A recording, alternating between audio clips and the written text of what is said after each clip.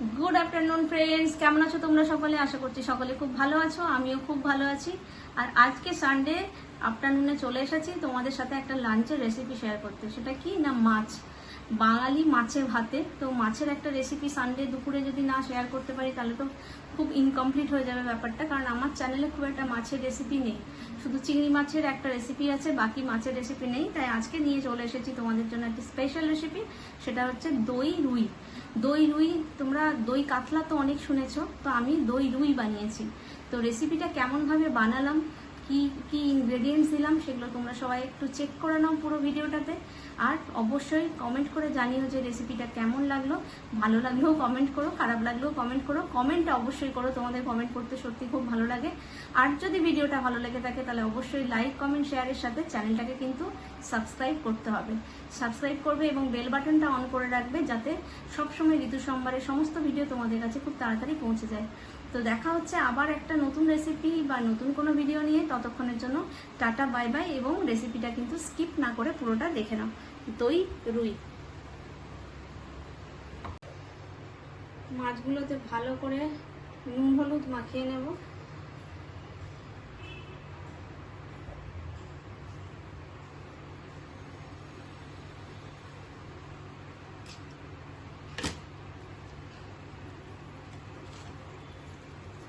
এই হচ্ছে নুন হলুদ দিয়ে মাছটা মাখিয়ে নিয়েছি। এবার মশলা যেটা লাগবে সেটা আমি প্রিপেয়ার করে নেব।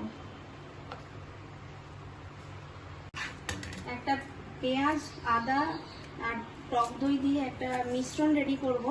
সেই জন্য পেঁয়াজটা কেটে নিচ্ছি, মিক্সিতেই করব রেডি। আর আমি আজকে গুঁড়ো লঙ্কা গুঁড়ো দেবো না, অন্য কোনো মশলা এই রেসিপিটাতে লাগে না, শুধু একটুখানি লঙ্কা গুঁড়ো লাগে। তার বদলে আমি আজকে লঙ্কাকে বেটে দেবো, মানে শুকনো লঙ্কা এর সাথে আমি বেটে দেবো একসাথে, তাতে টেস্টটা আরেকটু ভালো হবে।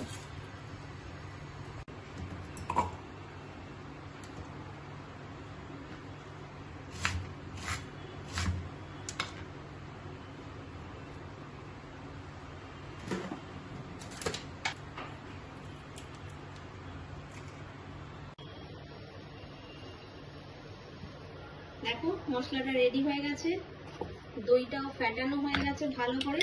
এই দইটার মধ্যে আমি অল্প একটুখানি চিনি দিয়ে দইটাকে আরেকটু ফেটিয়ে নেব। যে দইটা নিয়েছিলাম সেটা একটুখানি ভালো করে ফেটিয়ে নেব। অলরেডি 1 থেকে 2 চামচ দিয়ে আমি মশলাটা পেস্ট করেছি, আর বাকি দইটাকে আমি ভালো করে ফেটিয়ে নিলাম। আর এর মধ্যে দিলাম একটুখানি চিনি দিয়ে আর একটুখানি ওকে ফেটিয়ে নেব দইটা।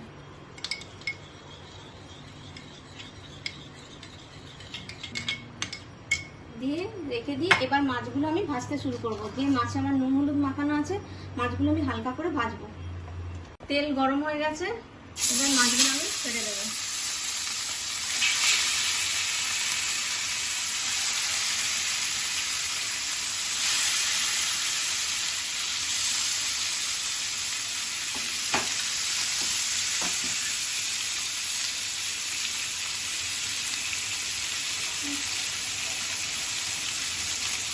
এবার মাছগুলো ভাজা হয়ে গেছে, এবার আস্তে আস্তে করে তুলে নেব।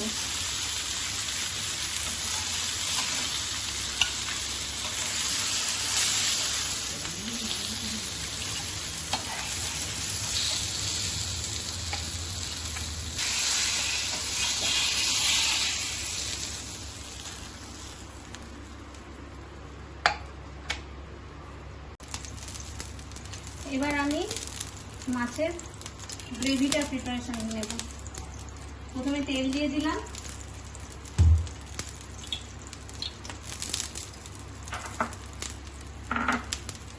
তেল মোটামুটি গরম হয়েই গেছে, কড়াটা গরম করে আমি বসিয়েছিলাম, তেল গরম হয়ে গেছে। প্রথমে ফোড়নে দিলাম তেজপাতা আর গোটা গরম মশলা।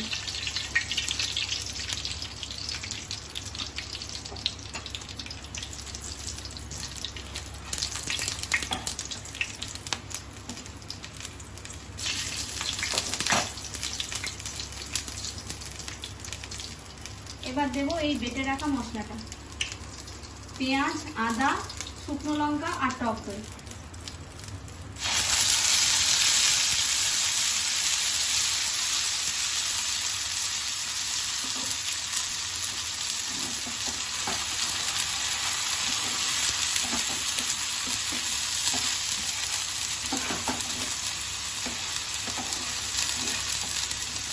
রান্নাটাতে কিন্তু রসুন পড়ে না, রসুন ছাড়াই করবে তোমরা। রসুন দিলে মাছের টেস্টটা কীরকম চলে যায় আসছে এই রান্নাটায়। এটা এবার আমি একটু ভালো করে কষিয়ে নেব।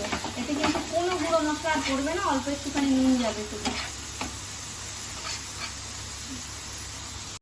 এই যে সল্ট দিয়ে দিলাম আন্দাজ মতো করে, আর কোনো কিচ্ছুই যাবে না। এবার এটা শুধু কষাতে থাকবো। মশলা কিন্তু একদম কষানো হয়ে গেছে, তেলও ছেড়ে গেছে। এবার আমি এতে মাছগুলো অ্যাড করব। তার আগে যেটা করব সেটা হলো গ্যাসটাকে বন্ধ করব। তোমরা ভাবছো মাছ পড়তে হঠাৎ করে গ্যাস কেন বন্ধ করে দিচ্ছে, দেখতে থাকো কি করি দেখো। এবার এতে মাছগুলো একটা একটা করে দেব। বড় মাছের হাতে করে দেওয়া যায়।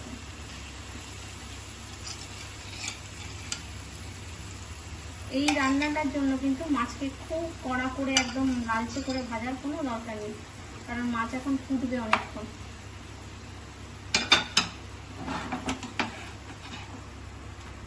পিট ও পিট করে মশলাগুলোকে ভালো করে মাখাতে হবে।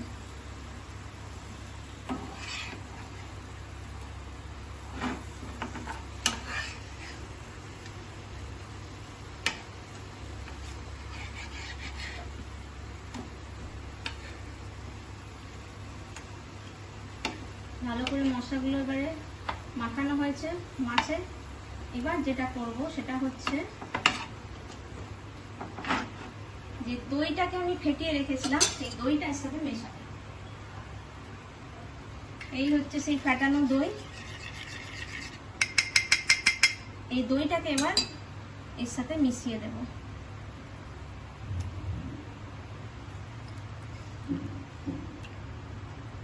দই মেশালাম, আর মিক্সিতে যে মশলা করেছিলাম সেই মিক্সির মশলা ধোয়া যে জল, মশলা ধোয়া জল কিন্তু সব সময় তরকারিতে বা যে কোনো রান্নাতে দেবে, তার একটা আলাদা টেস্ট হয়। আগে মায়েরা দিত সিল বাটা জল, এখন আমরা মিক্সিতে করছি তাই মিক্সি বাটা ধোয়া জল, কিন্তু দেবে কিন্তু অবশ্যই, তবে কিন্তু মশলার একটা আলাদা টেস্ট পাওয়া যায়। এবার মাছগুলোকে আবার উল্টে দেবো একটু করে, খুব হালকা হাতে করতে হচ্ছে, নাহলে মাছ ফটাস করে ভেঙে যাবে।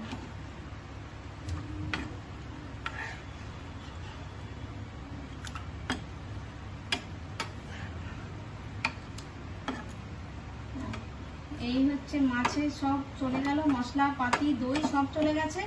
এবার এটাতে আমি দেবো একটুখানি কাঁচা লঙ্কা।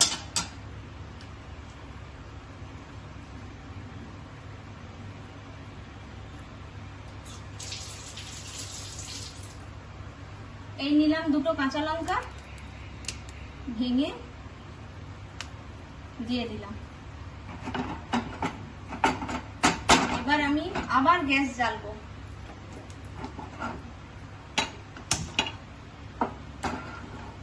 একদম লো ফ্লেমে করছি।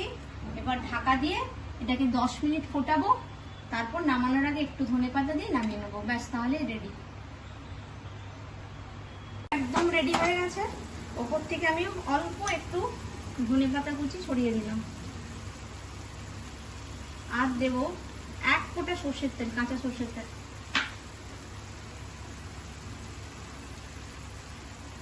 অল্প।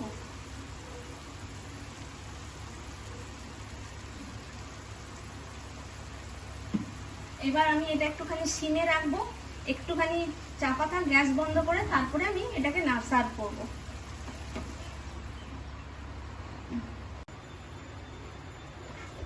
এবার এটা সার্ভ করে দেবো।